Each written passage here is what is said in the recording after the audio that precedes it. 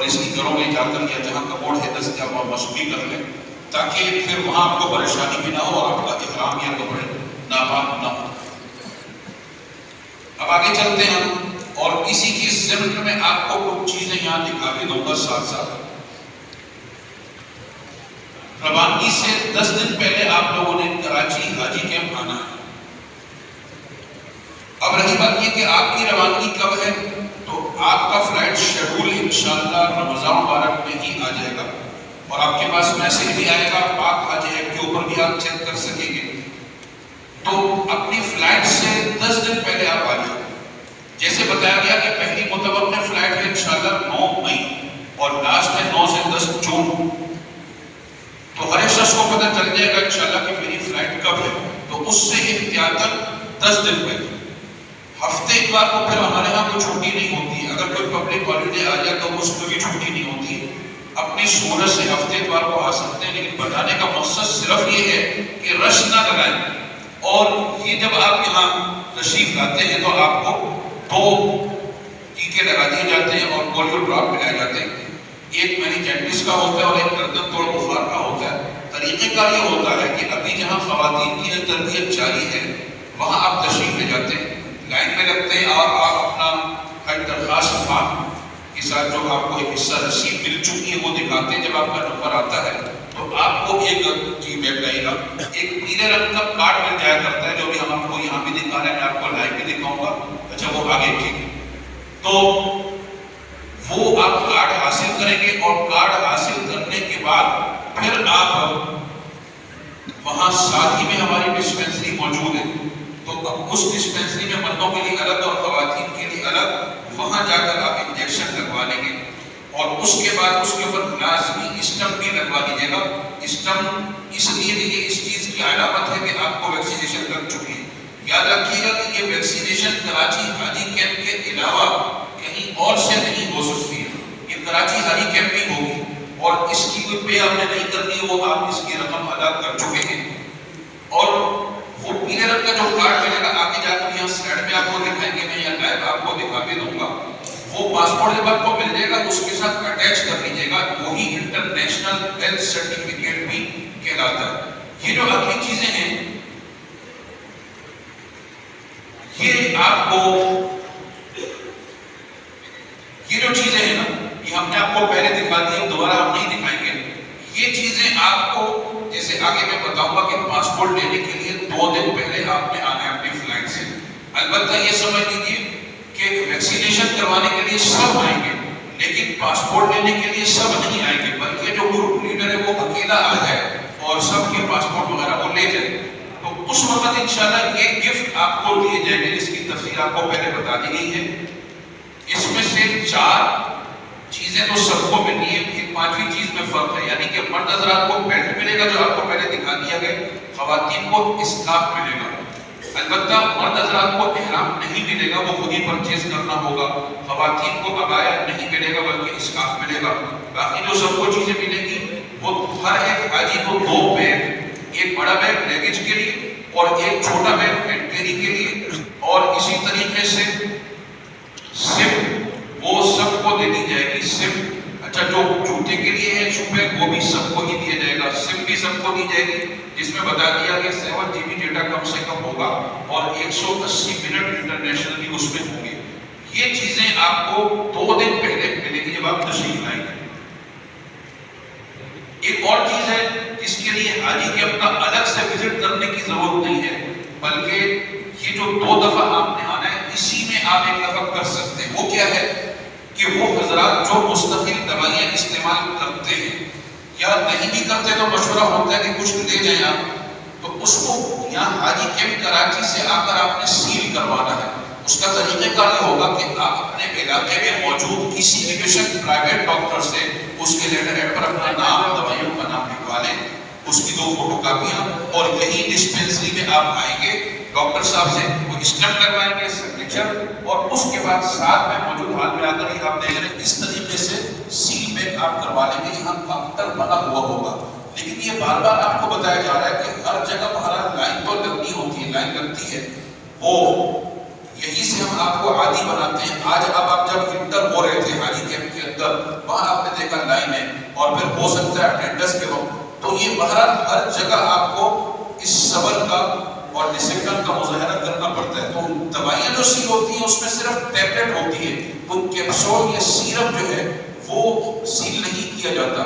لیکن اس کا یہ مطلب نہیں ہے کہ وہ الاؤ نہیں ہے, آفیشلی اس کو سیل کر کے نہیں دیتے, لیکن اپنے رسک پر اپنے طور پر ہینڈ کیری میں لے جا سکتے ہیں تھوڑی بہت تعداد میں. بہتر یہ ہوگا کہ جو کیپسول استعمال کرتے ہیں وہ ڈاکٹر سے اس کا آلٹرنیٹ کوئی ٹیبلٹ وہ لکھوا لیں. پھر جب آپ 2 دن پہلے آتے ہیں تو 2 دن پہلے ایک تو بینک کی اوریجنل رسید لازمی اس موقع پر چاہیے. کوئی حاجی صاحب مجھے دے دے تاکہ میں دکھا بھی دوں بینک کی رسید, کہ بینک کی رسید سے مراد کیا ہے. آج جو حضرات آپ تشریف لائے ہیں, اگر کسی کے پاس اوریجنل نہیں بھی تھی تو کوئی مسئلہ نہیں, وہ ان کی اٹینڈنس بھی ہو گئی.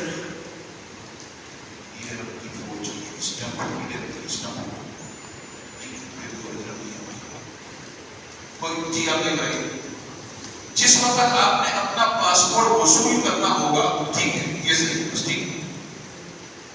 میں یہ اس لیے بتا رہا ہوں اور دکھا رہا ہوں کہ بعض بینک کا عملہ وہ انٹرینڈ ہوتا ہے, تو بعض لوگ تو یہ والی رسید دیتے ہی نہیں, اور لوگ بینک رسید سمجھ رہے ہوتے ہیں جو انہوں نے اماؤنٹ جمع کروایا ہوتا ہے اس کو, وہ نہیں ہے. یہ ہے بینک رسید. یہ اوریجنل کیوں ہے؟ اگرچہ اچھا اس میں بھائی آپ کی فوٹو بہرحال اس میں نہیں آ رہی, لیکن فوٹو ہونی چاہیے, یہ دیکھ لیجیے گا فوٹو اس میں ہونی چاہیے لازمی. یہ بے شک ایک پرنٹ ہے یا فوٹو کاپی ہے, لیکن یہ اوریجنل اس لیے ہے کہ نیچے نیلے رنگ سے نیلے پوائنٹر سے سگنیچر ہو چکے ہیں اور اسٹمپ لگ چکی ہے. یہ اوریجنل ہی ہے. یہ اوریجنل آپ کو اس وقت چاہیے ہوگی جب آپ نے پاسپورٹ لینا ہوگا. جس وقت آپ ویکسینیشن کروانے آئیں گے بے شک یہ فوٹو کاپیوں تک بھی چل جائے گی, لیکن پاسپورٹ وصولی کے لیے یہ اوریجنل چاہیے ہوگی. بھی وقت ہے آپ کے پاس. اگر کسی کے پاس نہیں ہے, جیسے ابھی ان کی تصویر نہیں ہے, یا کسی کو صرف پرنٹ دے دیا ہے, نیلے رنگ سے اسٹیمپ وغیرہ اور سگنیچر نہیں ہے, تو وہ اپنے بینک میں جائیں اور ان کو بولیں کہ بھائی اس کے بغیر ہمیں ہمارا پاسپورٹ نہیں مل سکے گا. یہ ایسا لے لیجیے. تو 2 دن پہلے جب آپ نے آنا ہے نا, تو یہ لے کر آئیں گے, وہ سب نہ آئے, گروپ لیڈر آ جائے اور سب کے پاسپورٹ ٹکٹ لے جائے. اس موقع پر چند اہم باتیں ہیں.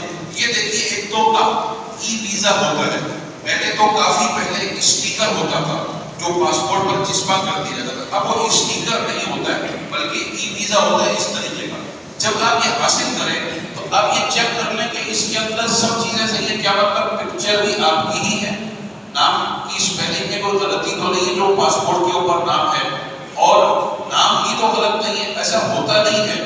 لیکن اگر آپ کسی چیز میں کوئی غلطی محسوس کرتے ہیں تو کوئی حرج نہیں ہے. ہمارے حاجی کیمپ میں ہی ویزا سیکشن میں تشریف لے جائیے اور ان کو بولیے مجھے ویزا مل گیا ہے, لیکن اس میں مثلا یہ مسٹیک ہے, وہ آپ کو صحیح کر کے دے دیں. جی ٹھیک ہے, اس سے باہر نکلیں. اچھا, اسی طریقے سے اسی موقع پر ایک اور چیز آپ کو دی جائے گی. ایک تو یہ پاسپورٹ مل گیا آپ کو اور ٹکٹ لے کر آئے. اچھا, ایک چیز یہاں سمجھ لیجیے, یہ آپ دیکھ رہے ہیں یہ بیگ وہ ہے جو آپ کو دیا جائے گا. اس بیگ کے متعلق 2 باتیں ہیں. پہلی اہم بات یہ ہے کہ یہ ایک جیب بنی ہوئی ہے, اس کے اوپر باقاعدہ زپ ہے. آپ کو اسی موقع پر جب آپ 2 دن پہلے آئیں گے, گلے میں پہننے کا ایک لاکٹ دے دیا جائے گا. یہ حج کا شناختی کارڈ کہلاتا ہے, جو یہاں پر بھی آپ دیکھ رہے ہیں, اور یہ آپ نے گلے میں پہن لینا ہے. بہتر ہوگا اس کی رقیب کاپی کروا لیں اور اس میں رکھ دیں تاکہ وہ بیگ آپ کا کہیں گم نہ ہو, چکے اس کے اندر سب چیزیں موجود ہوتی ہیں. ٹکٹ بھی آپ کو دے دیا جائے گا. اب آپ نے کرنا یہ, آگے جا کر بتاتے ہیں کہ کچھ چیزوں کی احتیاط آپ نے کاپی وغیرہ بھی کروا لینی ہے. سفری طائف نامہ بھی آپ کو دے دیا جاتا ہے. وہ ہوتا یہ ہے کہ لیگیج پر لگانے کے لیے اکثر ہماری منسٹری کی طرف سے ایک اسٹیکر مل جایا کرتا ہے. وہ سفری طائف نامہ کا مطلب ہوتا ہے اس میں آپ کا خاص طور پر آپ کا پاسپورٹ نمبر, لیکن آپ کا فلائٹ نمبر وہ اس میں ہوتا ہے آنے کا اور جانے کا.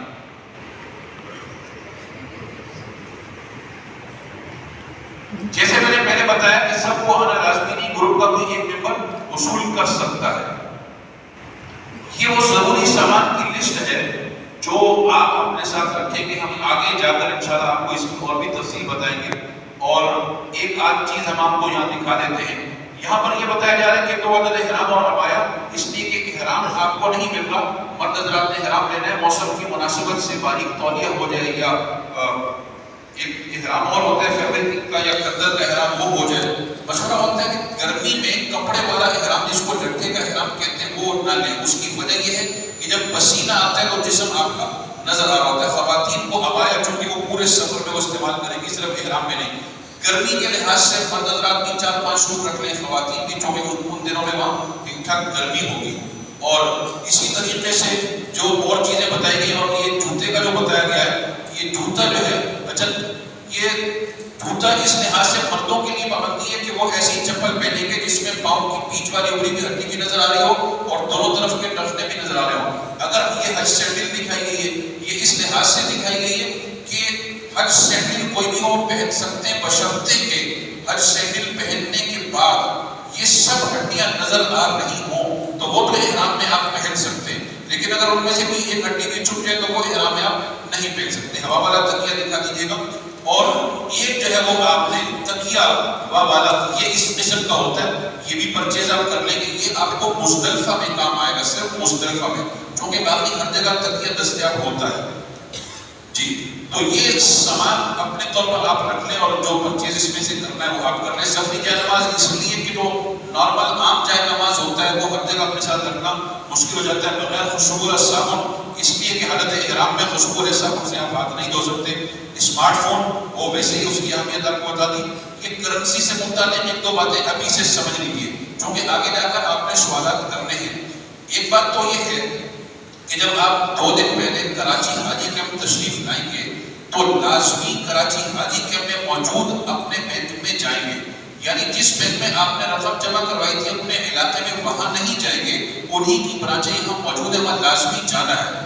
اب جب بینک کا نام آتا ہے تو آپ کے ذہن میں آتا ہے کہ اچھا شاید ہمیں کوئی پیسے واپس مل رہے ہیں. ایسا نہیں ہے، کوئی ریفنڈ نہیں ہوگا. وہاں اس لیے بھی جانا ہے کہ آپ کو کچھ یہ گفٹ جو ہے ملنے وہ وہاں سے ملیں گے. اور پھر اگر آپ نے ریال پرچیز کرنے، اگر کیا بلکہ کرنے ہیں آپ نے، جیسے یہاں مشورہ دیا گیا کہ 2000 ریال، لیکن چلیں احتیاط خاص طور پر وہ لوگ جنہوں نے قربانی اپنے پیکج میں شامل نہیں کی ہوئی ہے وہ 2500 لے جائیں، 3000 لے جائیں. آفیشیلی طور پر بھی سمجھ لیں، کیونکہ بعض دفعہ ایسا ہوتا ہے کہ آپ کے کوئی رشتہ دار دوست رہتے ہیں، کہتے ہیں آپ آ ہی رہے ہو نا، ایسا کرنا میرے لیے نا 50,000 ریال لے کر آ جانا، مجھے دے دینا. اب آپ کو تو پتہ نہیں ہے، آپ لے گئے. یہ منی لانڈرنگ کے زمرے میں آتا ہے. 5,000 امریکی ڈالر یا اس کے مساوی رقم وہ الاؤ ہے جو 17-18,000 ریال بنتے ہیں، اس سے زیادہ الاؤ نہیں ہے. اور پاکستانی روپے میں بھی آفیشلی الاؤ نہیں ہے، لیکن وہ جاج کو کچھ کہتے نہیں ہیں. پاکستانی روپے میں زیادہ رقم اپنے پاس لاکھوں میں نہ رکھیے گا، وہ بھی منی لانڈرنگ کے زمرے میں آتا ہے. ریال میں کنورٹ یہیں سے کرا کر لے جائیں، اس میں آپ کا فائدہ ہے. وہاں ریال کی قیمت صحیح نہیں ملے گی آپ کو، ہو سکتا ہے ریال 90 روپے کا ملے.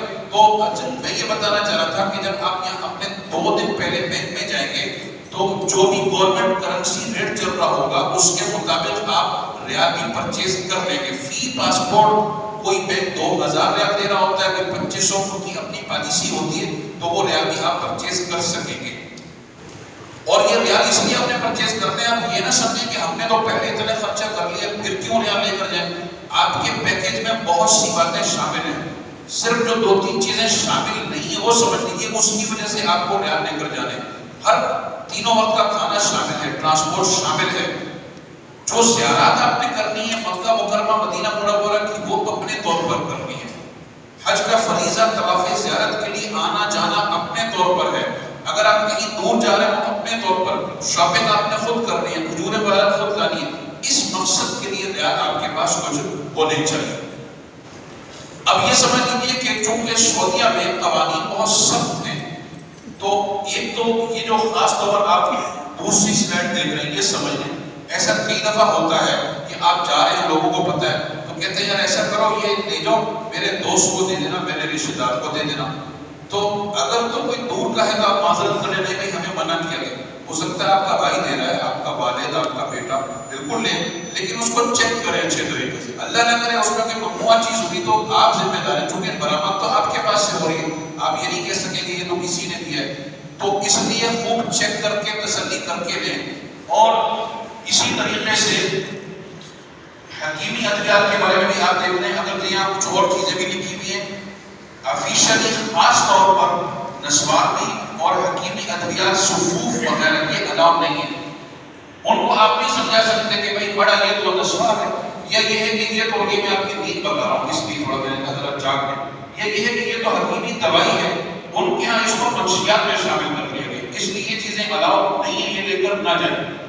اور اس کی تفصیل میں نے آپ کو پہلے بتا دی ہے کہ جو ایلوپیتھک ٹیبلٹ صرف سیل ہوتی ہے اس کا طریقہ کار کیا ہوگا وہ آپ سمجھ چکے کہ حاجی کیمپ کراچی سے ہی آپ نے سیل کروا کر وہ لے کر جانی ہے. یہ دستاویزات وہ ہیں جس کے بارے میں ابھی ہم بتائیں گے آگے جا کر یہاں پر بھی، اور یہ بھی کہ یہ چیزیں آپ نے اپنے پاس رکھنی. ایئرپورٹ جاتے وقت اپنی دسترس میں ایسا نہ ہو کہ آپ بڑے بیگ میں رکھ دیں، ہینڈ کیری میں بھی بہتر ہوگا نہ رکھیں، بلکہ وہ آپ رکھیں اپنے پاس.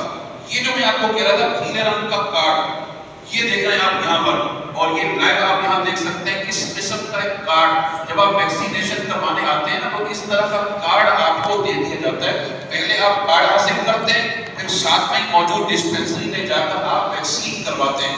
اس کے بارے میں ایک چیز یاد رکھیے گا، ایک اسٹمپ پہلے سے اس پر لگی ہوگی، ویکسین کرنے کے بعد پھر آپ دوبارہ لائن میں لگتے ہیں اور پھر آپ اسٹمپ لگواتے ہیں.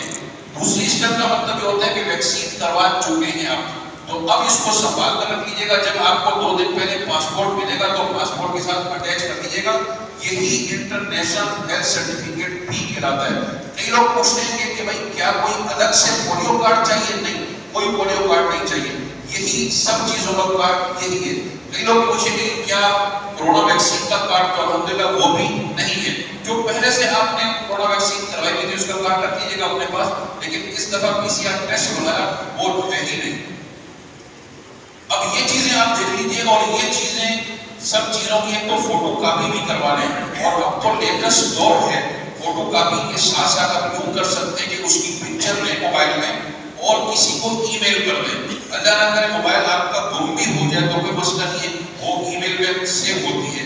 یہ اس وجہ سے ہوتی ہے کہ کوئی اوریجنل چیز اگر گم ہو جائے تو اس سے آپ پرنٹ نکال لیں، آپ کے پاس کاپی موجود ہے، اس کی مدد سے ڈپلیکیٹ آپ کی بنا دی جاتی ہے. تو اس کے اندر یہ چیزیں بتائی گئی، پاسپورٹ کا بیک صفحہ اور ویزا الگ سے، اس کی مثلا کہہ رہے ہیں کہ 4 کاپیاں، ایک اپنے پاس رکھ لیں، ایک اپنے بیگ میں رکھ لیں، ایک دوسرا دوست جو جا رہا ہے اس کو دے دیں، تاکہ کسی لوگ کہتے ہیں یار خواہ ہمارا اتنا خرچہ کرا دیا، بھائی 150 کا خرچہ ہو رہا ہے، لیکن بڑی آسانی آپ کے لیے ہو جائے گی کہ اللہ نہ کرے کوئی چیز گم ہو تو ڈپلیکیٹ اس کی مدد سے بن جاتی ہے. اور اسی طریقے سے آپ دیکھیں گے 4 یا 6 تصاویر کا کہا جاتا ہے، اور یہ بھی کہا جاتا ہے کہ بینک سے اٹیسٹ کروانا. بینک سے اٹیسٹ کروانا لازمی نہیں ہے، ہر شخص اپنے ساتھ 4-6 تصویریں رکھ لے، احتیاطاً وہاں وہ کام آ سکتی ہے. اور یہ جو آپ دیکھ چکے یہ پیلا کارڈ میں نے دکھا دیا، یہاں اس کو لوگ سمجھ لیں پولیو کارڈ. یہ صرف پولیو کارڈ نہیں ہے، یہ جو تینوں چیزیں نا میننجائٹس، فلو اور پولیو کارڈ، تینوں کا یہ ایک ہی کارڈ ہے.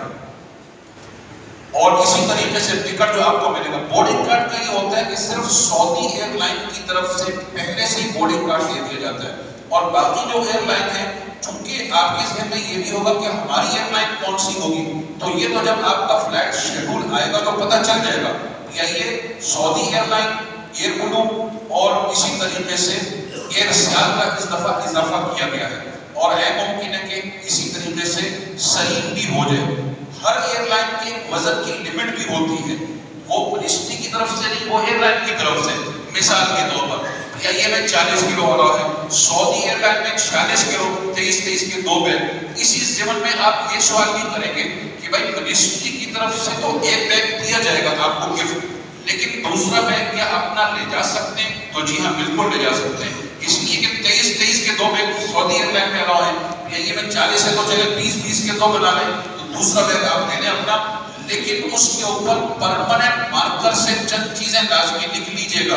اپنا نام، مکتب number, building number, mobile number, what's app والا بھی، اور جو سعودی کی سم کا نمبر ہوگا. یہ سب اس کا فائدہ یہ ہوگا وہاں چوری تو ہوتی نہیں ہے. اگر آپ کا سامان ادھر ادھر چلا بھی جاتا ہے تو وہ واپس آپ کی بلڈنگ میں پہنچا دیا جائے گا. آگے جا کر ہم آپ کو وہاں MCO مین کنٹرول آفس پاکستان ہاؤس، اس کے بارے میں بھی بتائیں گے.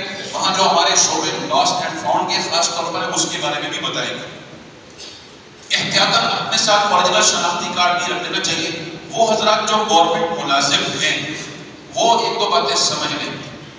گورنمنٹ ملازم جو ہے وہ NOC لیں گے پاسپورٹ کے ساتھ، وہ بھی وہاں دیکھتے ہیں اور چیک کرتے ہیں، بلکہ وہ جمع کرتے ہیں. FIE کے کاؤنٹر سے سب نے گزرنا ہے ایئرپورٹ پر. جو گورنمنٹ سرونٹ ہے وہ NOC مانگتے ہیں، وہ اپنے پاس جمع کر لیتے ہیں. لیکن میں جو بات بتانا چاہ رہا ہوں وہ یہ ہے کہ کئی ادارہ یہ کہتے ہیں کہ بھائی آپ اپنا ہمیں ویزا دے دیں تب ہم آپ کو چھٹی دیں گے.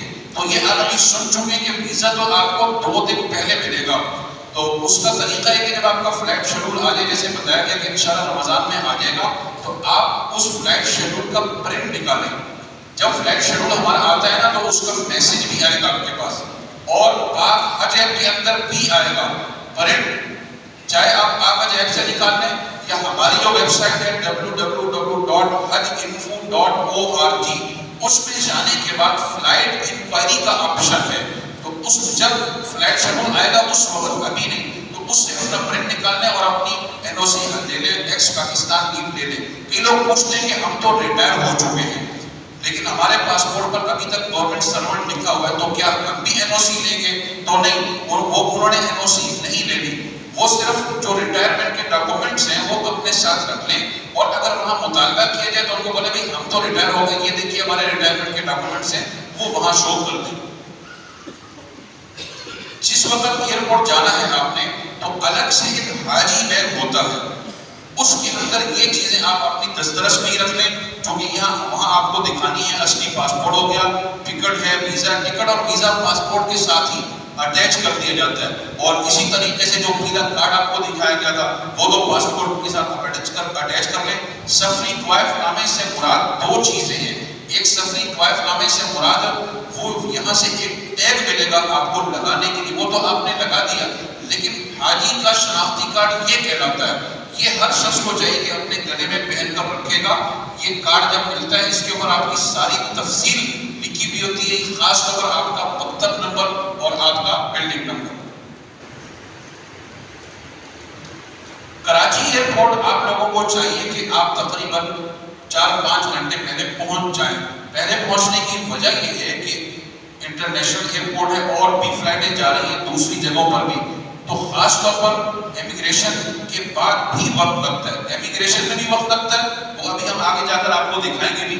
یہ دیکھیے، یہ ہے تو اسلام آباد ایئرپورٹ.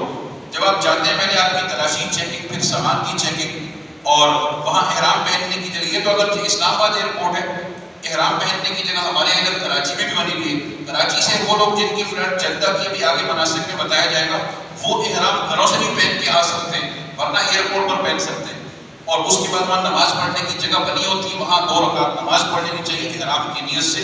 وہ لوگ کہ جن کی فلائٹ ہوتی ہے جدہ کی، اور جن کی فلائٹ مدینہ منورہ کی ہوتی ہے وہ عام کپڑوں میں ہی جاتے ہیں. تو وہاں کافی وقت لگتا ہے بورڈنگ کرانے میں بھی، بورڈنگ کارڈ حاصل کرنے میں، اور اس کے بعد پھر FIE کے کاؤنٹر پر بہت طویل لائنیں لگی ہوتی ہیں. جب آپ کا نمبر آتا ہے، ٹھیک ہے آگے چلے گا، تو آپ کا نمبر جب آئے گا تو آپ کی پکچر وہ بنائیں گے، اور اسی طریقے سے جو آپ کا سامان ہے اس کی کلیئرنس کے لیے یہ جو آپ وردیاں اس طریقے کی دیکھ رہے ہیں، یہ ANF کا اسٹاف اینٹی نارکوٹکس فورس، یہ وہ اپنا ایک اسٹیکر بھی لگا دیتے ہیں کہ بھئی یہ کلیئرنس ہو چکی ہے. اور جیسے آپ کو بتایا بھی گیا ہے کہ الحمدللہ اس سال سے کراچی کو روڈ ٹو مکہ پروجیکٹ میں شامل کر لیا گیا ہے. تو یہاں تھوڑا سا وقت ویسے بھی لگنا تھا، وہ لگے گا آپ کا، لیکن وہاں والی بریفنگ بھی یہاں ہو جائے گی. اور اس کا ابھی آگے جا کر ہم آپ کو 1-2 ویڈیوز بھی دکھائیں گے. اس میں یہ ہوگا کہ جب آپ ایئرپورٹ سے باہر وہاں جا کر نکلیں گے نا، ایک عمل تو آپ نے کروانا ہے، وہ میں بتا دوں گا، اور باقی اپنا سامان جو آپ نے یہاں جمع کروایا تھا وہ سامان آپ کو مل جائے گا اپنی بلڈنگوں میں، چاہے مدینہ منورہ جا رہے ہوں چاہے مکہ مکرمہ. اور مکتب الوکلاء کے دفتر وہاں جا کر لائن لگانا، یہ سب کچھ نہیں ہوگا. تو یہ بورڈنگ کارڈ ہوتا ہے جب آپ کو دے دیا جاتا ہے، اس کے اوپر جو ہے وہ گیٹ نمبر بھی لکھا ہوتا ہے کہ کس گیٹ سے آپ نے داخل ہونا ہے، باقی آپ کا سیٹ نمبر وغیرہ لکھا ہوتا ہے، وہ آپ حاصل کر لیں. اور اس کے بعد یہ جیسے میں بتا رہا تھا کہ FIE کا کاؤنٹر، تو یہاں پر آپ کی پکچر لے لی جائے گی اور آپ کے پاسپورٹ میں وہ ایگزٹ کی اسٹمپ لگائیں گے، اور اگر کوئی گورنمنٹ ملازم ہے تو اس سے مطالبہ کیا جائے گا کہ اپنا NOC جمع کروا دیں. اب یہ ہے کہ ٹھیک ہے، بس اس کو ہم آگے جا کے بتائیں گے، آگے اس کو مناسب میں بتائیں گے، آگے چلیں گے. ٹھیک ہے، اچھا، اب جب آپ نے اپنی امیگریشن کروا لی اور سب کچھ ہو گیا تو جہاز تو اپنے اصل ٹائم سے کوئی 1 گھنٹہ پہلے اڑتا ہے، اعلان ہوتا ہے کہ بھئی اب تشریف لے جائیں جہاز میں. اس سے پہلے آپ نے کیا کرنا ہے کہ ویٹنگ ایریا بنا ہوتا ہے، اس ویٹنگ ایریا میں انتظار کریں گے، وہاں جا کر آپ تشریف رکھیں. جب اعلان ہو جائے گا کہ فلانی فلائٹ کے PK731 کے حجاج گیٹ نمبر 6 سے تشریف لے آئیں، اس وقت چونکہ آپ بیٹھے اس کے قریبی ہوں گے تو اب لائن میں لگ کر آپ جہاز میں تشریف لے جاتے ہیں. یہ پہلے آپ کو بتا دیا گیا روڈ ٹو مکہ کے بارے میں کہ کراچی اور اسلام آباد، یعنی اسلام آباد تو پہلے ہی تھا اور اب کراچی کو بھی اس میں شامل کر لیا گیا. اس کے لیے سعودی حج منسٹری کے عملہ لوگ بھی آئیں گے، جیسے کہ 26 کو ایک اجلاس ہو رہا ہے لیکن ان کا کاؤنٹر الگ ہوگا، وہ آپ کی رہنمائی کر دی جائے گی، بتا دیا جائے گا کہ بھئی چونکہ اب یہ تو روڈ ٹو مکہ ہے تو یہ اس کاؤنٹر پر بھی تشریف لے جائے. یہ یہاں ایک نمونہ اس کا دیا گیا، یہ آپ کی امیگریشن جو وہاں ہونی تھی وہ یہیں پر ہو جائے گی. جیسے پہلے بھی بتا دیا کہ یہ سب چیزیں آپ جو ہے وہ اپنے سنبھال کر رکھ لیجیے گا. اب آپ جہاز میں سوار ہو گئے، جہاز میں جانے کے بعد وہ ان کے اعلانات ہیں وہ سنیں، اور جہاز میں جانے کے بعد بہتر ہوگا کہ وہاں جا کر آپ کموڈ وغیرہ استعمال نہ کریں، جگہ مختصر ہوتی ہے کہ ایسا نہ ہو کہ احرام ناپاک ہو جائے. کراچی سے جدہ تقریباً 4 گھنٹے کا سفر ہے اور کراچی سے مدینہ منورہ 3.5 گھنٹے کا سفر ہے. اور یہ بھی آپ کو پتہ ہے کہ اس دوران ہماری تمام کی تمام فلائٹیں ڈائریکٹ ہیں، وائر فلائٹ ہماری گورنمنٹ اسکیم والوں کی نہیں ہوتی ہیں. تمام فلائٹیں یا ڈائریکٹ جدہ جائیں گی یا ڈائریکٹ مدینہ منورہ جائیں گی. اب چلیں اگر آپ کی فلائٹ گئی ہے مدینہ منورہ، یہ آپ کو پہلے بھی بتا دیا گیا ہے کہ شروع کے 15 دنوں کی فلائٹ جائے گی مدینہ منورہ. جیسے 9 مئی متوقع تو امکان ہے کہ 9 مئی سے 23-24 مئی تک کی فلائٹیں سب جائیں گی مدینہ منورہ. ان کی واپسی ہوگی جدہ ایئرپورٹ سے. اس کے بعد والی فلائٹیں جائیں گی جدہ اور ان کی واپسی ہوگی مدینہ منورہ ایئرپورٹ سے. مدینہ منورہ ایئرپورٹ پر اترے تو اب یہ سے یہاں لکھا ہے کہ ٹنل کے ذریعے سے امیگریشن حال میں آئیں گے. اچھا، ایک چیز چاہے جدہ ایئرپورٹ ہو چاہے مدینہ منورہ ایئرپورٹ ہو، یہ ایک دکھایا ہے انہوں نے مدینہ منورہ کا تھوڑا سا، وہ پولیو ڈراپ ہے کہ پولیو ڈراپ وہاں دونوں جگہ آپ کو پلائے جاتے ہیں. آپ نہیں کہہ سکتے کہ بھئی میں نے تو وہاں کراچی میں بھی دیے تھے پولیو ڈراپ، نہیں، ایسا نہیں، پولیو ڈراپ وہاں دونوں ایئرپورٹ پر الگ الگ آپ کو وہ پلائیں گے. ٹھیک ہے، اب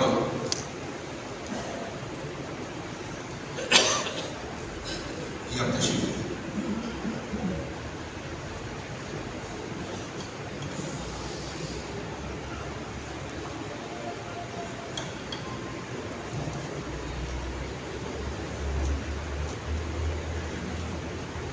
ماشاءاللہ مفتی صاحب نے بڑے پیارے واضح بیان سے آپ کو یہ 4 ساری چیزیں سمجھائیں. کوشش کروں گا کہ میں بھی چند چیزیں جو میری بتانے والے تھے وہ بھی ماشاءاللہ مفتی صاحب نے بتائی تھی، لیکن حالات گزر جائے گی. میری خواہش ہے کہ ہم گھنٹہ 1.5 گھنٹہ سے زیادہ ہو گئے ہم نصیب فرمائیں آپ لوگ. تو میں چاہتا ہوں کہ میرے ساتھ اگر بلند آواز میں ایک تلبیہ ہو جائے تو ہمارا سفر بھی انشاءاللہ قبول ہے اور ہمارا روح بھی. بسم اللہ الرحمن الرحیم. لبیک اللہم لبیک لبیک لا شریک لک لبیک ان الحمد والنعمت لک والملک لا شریک لک لبیک اللہم لبیک لبیک لا شریک لک لبیک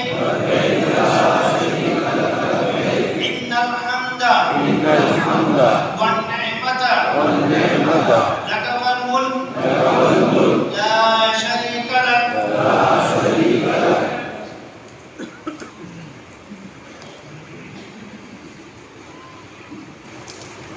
مدینہ ایئرپورٹ پر جہاز سے اترنے کے بعد ٹنل کے ذریعے امیگریشن ہال میں آنا اور پولیو ڈراپس، جیسے مفتی صاحب نے مجھے بتا دیا کہ جب ہال میں آپ لوگ پہنچیں گے تو آپ کو پولیو کے ڈراپس پلائے جائیں گے. بعض لوگ وہ پیتے ہیں اور سچی بات ہے ہم نے وہاں پہ دیکھا بھی ہے کہ وہ ساتھ ہی جو اگلے قدم پہ دھوپ میں دیتے ہیں، کڑوا ہوتا ہے کوئی شک نہیں، لیکن آپ کی صحت کے لیے تو وہ بھوکے نہ بلکہ اس کو نکل لیں، پانی بھی ساتھ ہو جاتے ہیں، پانی بھی پی لیں، ذائقہ اس کا اچھا نہیں ہے، کوئی شک نہیں۔ اس کے بعد جدہ ایئرپورٹ پر جہاز سے اتریں گے تو بس اس کے بعد بسوں میں سوار ہونا، جدہ ایئرپورٹ پر بسوں سے ادھر ٹرمینل میں داخل ہوتے ہوئے گولڈن ڈالفن یہ سیم جدہ مدینہ کے لیے۔ سعودی ایئرپورٹ پر امیگریشن کے مراحل تو ہیں، جدہ ایئرپورٹ پر چھوٹے ہال میں انتظار کے بعد بڑے ہال میں جانا۔ جب آپ ہال میں پہنچیں گے تو وہاں پہ لائن میں لگنا ہوگا، اور لائن بھی اس طرح کی ہوگی کہ لیڈیز کے لیے علیحدہ ہوتی ہے لائن اور جینٹس کے لیے علیحدہ۔ سر وہاں یہ دیکھا گیا کہ گروپ کی شکل میں لوگ جاتے ہیں، ظاہر ہے فیملی ہوتی ہے 2 4 6۔ اب جو ان کے ساتھ محرم ہوتے ہیں یا گروپ لیڈر ہے وہ سب کے پاسپورٹ اکٹھے کر لیتے ہیں، اور وہ ایک آدمی اپنے ہاتھ میں 5 سے 6 یا 4 پاسپورٹ رکھ لیتا ہے۔ وہ اس لائن میں کھڑا ہے اور لیڈیز دوسری لائن میں کھڑی ہیں۔ اب لیڈیز تو چلتی جا رہی ہیں، وہ پہنچ گئی کاؤنٹر پہ۔ جب امیگریشن والا یا وہاں پہ وہ سعودی وہ کہتا ہے کہ پاسپورٹ، وہ تو کہتی میرے پاس تو نہیں ہے۔ جب پیچھے مڑ کے دیکھی تو اس کے ساتھ جو اس کے محرم ہیں، گروپ لیڈر، وہ 30 40 بندے 30 بندوں کے پیچھے دور کھڑا ہے۔ پھر وہاں ہو جائے گی لائن توڑ کے پیچھے ہو جائے گی، پاسپورٹ اسے لے کے۔ ایسا نہیں کرنا، پاسپورٹ سب کا اپنے اپنے ہاتھ میں ہونا چاہیے، اور وہ پاسپورٹ امیگریشن ہو یا جہاں بھی چیکنگ ہو، پاسپورٹ اپنا اپنا دکھایا جائے۔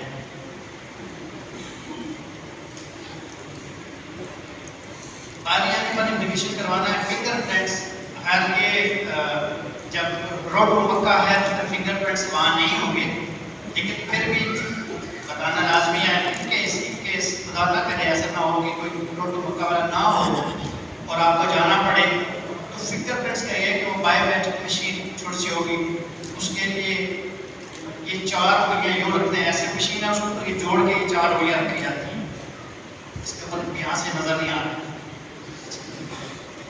رائٹ کی پھر لیفٹ کی 4 انگلیاں آتے ہیں، پھر یہ 2 انگوٹھے، کیونکہ وہ عربی زبان ہوتی ہے، عربی زبان میں کہتے ہیں تو بعض لوگ نہیں سمجھ آتے تو وہ ہاتھ کو اشارہ کرتے تو نہیں کہتے کہ ہم کیا کریں، لیکن باہر 2 انگوٹھے جوڑنے ہوتے ہیں، 4 انگلیاں رائٹ رکھیں تو 4 انگلیاں لیفٹ رکھیں ہوتی ہیں۔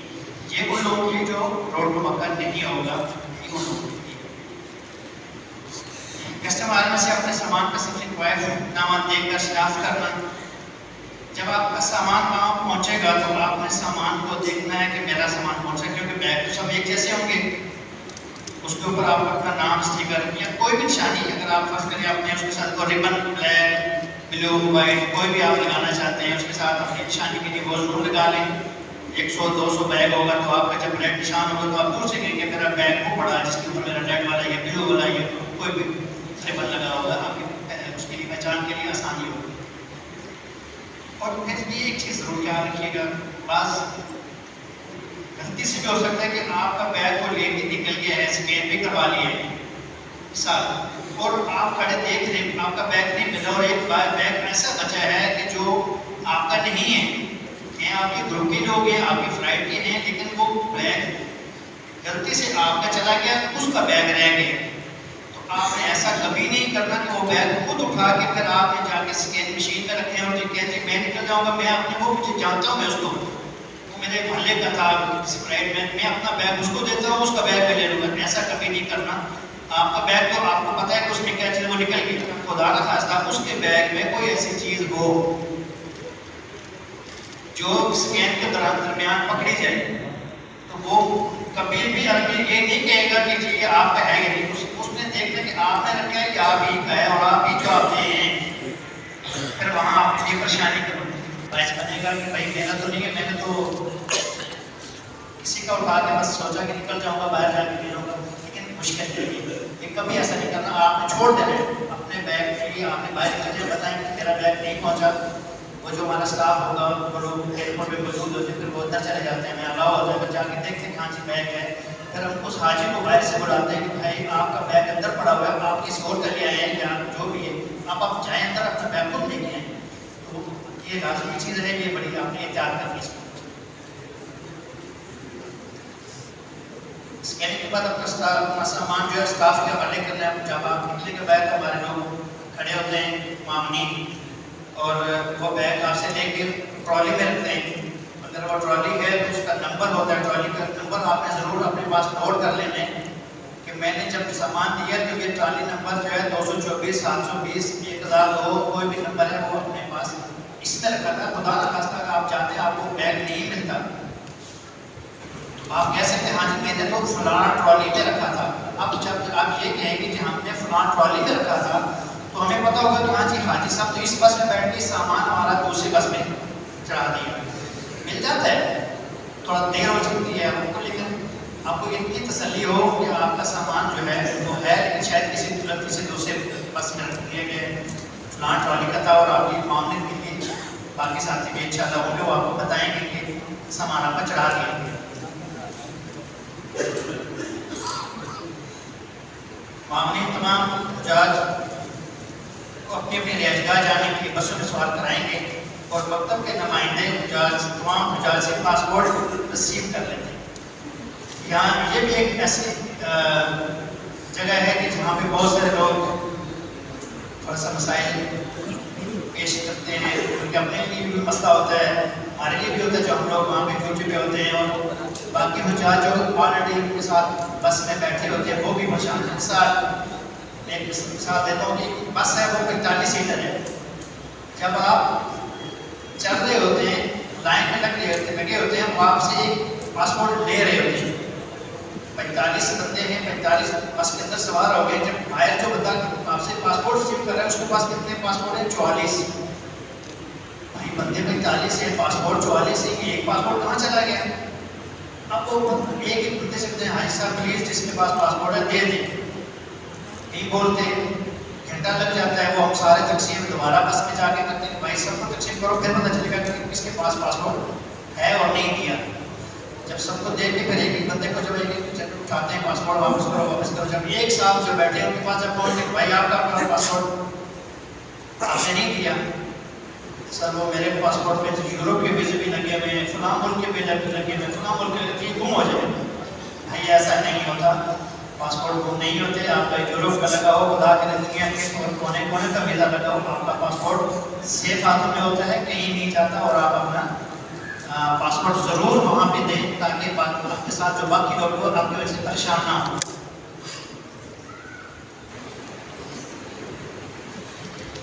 اس کے بعد تمام حجاج کا جو سامان ہے وہ ان کی رہائش گاہ پر پہنچا دیا جاتا ہے. اگر خدا نخواستہ کوئی تھوڑی سی دیر سے رہے ہو تو اس میں پریشانی کی بات نہیں ہے. بعض تک ایک ٹرک ہوتا ہے وہ اس میں سامان ہم لوڈ کرتے ہیں, وہ ایک ٹرک جا کے ایک بلڈنگ میں سامان اتارتا ہے, وہاں سے اتار کے پھر دوسری بلڈنگ تک جانا ہوتا ہے. اس میں گھنٹہ آدھا گھنٹہ 2 گھنٹے 1.5 گھنٹہ لیٹ بھی ہو جائے تو وہ پہنچ جاتا ہے. دیر ضرور ہو جاتی ہے لیکن پہنچ جائے گا, پریشانی کی بات نہیں ہے. روڈ ٹو مکہ پروجیکٹ کے تحت سفر کرنے والے حجاج کرام سے وہ مراحل سے گزرے بغیر براہ راست بسوں میں سوار ہوں گے اور سامان رہائش گاہ پر ملے گا. مدینہ رہائش گاہ آمد پر معاملین آپ کے رہنمائی کے لیے موجود ہوں گے اور آپ کو کمروں کی چابیاں بھی دیں گے. یہاں ایک چیز میرے ذہن میں آئی ہے وہ بھی بتا رہا ہوں. ایئرپورٹ پہ جب آپ اترتے ہیں تو وہاں پہ فری سمیں والے بہت ہوتے ہیں کہ آپ یہ فلاں کی سم ہے لے لیں, فری میں ہے, بہت اچھی ہے. عربی بھی ہوتے ہیں اس میں, شاید کوئی اردو زبان والا بھی آپ ہوگا. سم آپ نے نہیں لی کیونکہ آپ نے ایک دفعہ سم ایئرپورٹ پہ لے لی, بایو میٹرک ہوتا ہے, انگلی کے نشان لگائیں گے تب وہ آپ کے کام کی ہوگی. اگر آپ نے وہاں پہ لے لی سم اور بایو میٹرک کرا لیا اور آپ بلڈنگ میں پہنچے, جب آپ موبائل پہ ڈالیں گے تو پتہ چلے گا یہ تو چل ہی نہیں رہی. جب نہیں چلے گی تو دوسری سم آپ کو الاؤ نہیں ہے آنے. اگر آپ پریشان ہو جائیں گے پورا سیزن, آپ کہیں گے آپ سے بڑی غلطی ہوئی ہے. لہٰذا جو گورنمنٹ کی طرف سے آپ کو سمیں ملیں گی وہی آپ نے لینی ہے. آپ کی بلڈنگ کے اندر لوگ جائیں گے, باہر کے آپ کو مارکیٹ بھی جانا پڑے گا کسی جگہ پہ. انشاءاللہ آپ کی بلڈنگ کے اندر لوگ آئیں گے, بایو میٹرک کرائیں گے اور آپ کو سم وہ دیں گے, وہی سم آپ نے استعمال کرنی ہے.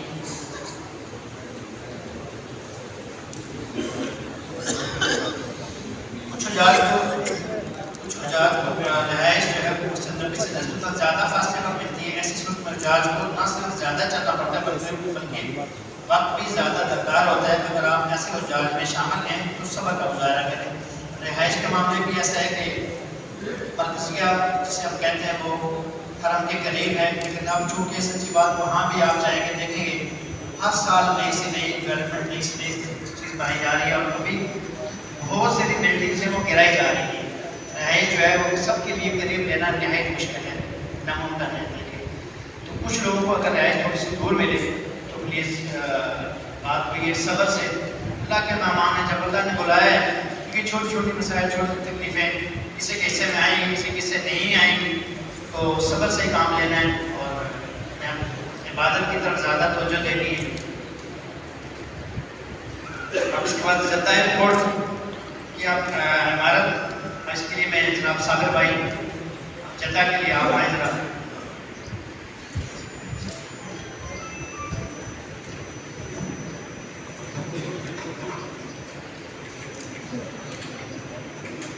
السلام علیکم ورحمۃ اللہ وبرکاتہ۔ پوری تفصیل سامنے آ گئی ہے، بس میں ایک عرض کرنا چاہتا ہوں، جب یہاں سے آپ نے سامان بک کرانا ہے اپنے پاس ٹیگ ضرور سنبھال کے رکھیں، کیونکہ جدہ ایئرپورٹ میں 4 ایئرپورٹ ہیں، ایک انٹرنیشنل ہے، ایک صرف سعودی عرب کے لیے اور ایک حاجیوں کے لیے اور ایک نیو انٹرنیشنل۔ سامان کہیں نہیں جا سکتا ہے، حاجی صاحب اپنے سامان کا ٹیگ ہر حال میں اپنے پاس رکھنا ہے۔ اگر خدا کا خاصہ آپ کا سامان کہیں چلا گیا تو پھر وہ وہاں جو عملہ ہوگا اس کو آپ ٹیگ دیں گے، وہ ان کا جو ہے گمشدہ سامان کی جگہ بدل ہے، وہاں کیبن میں ٹیگ کے ذریعے تلاش کیا جا سکتا ہے۔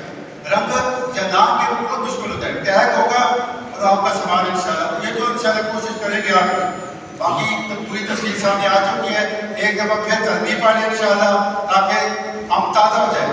لبیک اللہم لبیک، لبیک لا شریک لک لبیک، ان الحمد والنعمت لک والملک لا شریک لک۔ اللہ آپ کا سب کامیاب ناصر ہو، اللہ آپ کو یہ کامیابی اور کامیابی نصیب فرمائے۔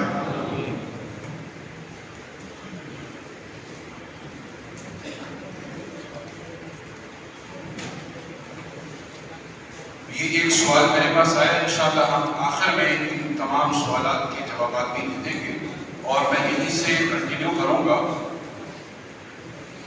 جیسا کہ آپ کو بتایا گیا ہے کہ مدینہ منورہ کے سفر میں ظاہر ہے سب کی خواہش ہوتی ہے کہ ریاض الجنہ میں جائیں، تو ریاض الجنہ میں جانے کے لیے اب تو انہوں نے یہ کر دیا کہ سال میں ایک دفعہ، اور ظاہر ہے آپ کا سفر 8 دن کا ہے تو 8 دنوں میں صرف ایک ہی دفعہ۔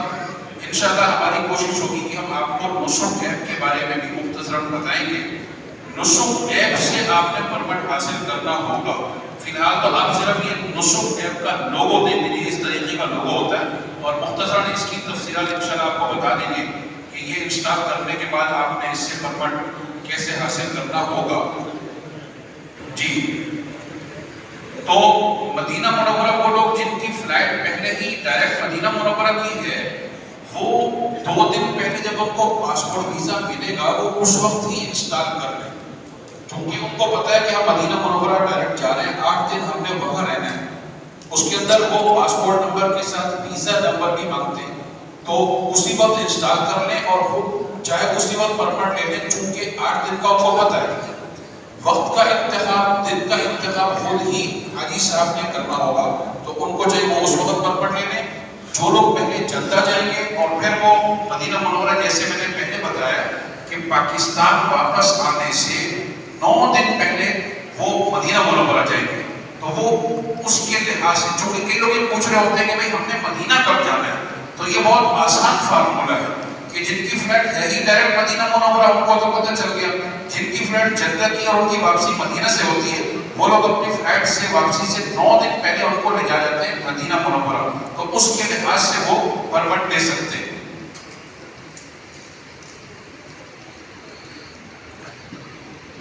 باقی اب یہ ہے کہ